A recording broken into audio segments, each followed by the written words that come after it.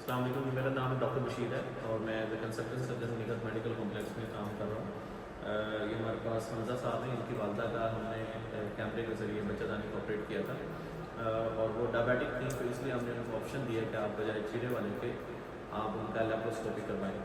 تو laparoscopic operation کے آج 7 دن کے اسٹیچز آؤٹ کی ہیں، تو آئیے جانتے ہیں کہ کیا تاثرات ہیں آپریشن کو، کیسے انہوں نے کیا فیل کیا، کیسا محسوس کیا اور کس طرح سے کمفرٹیبل رہا کہ کیا ایشوز ہیں۔ جی السلام علیکم۔ اچھا بیٹا، کیا تھا آپ کی مدر کو مسئلہ؟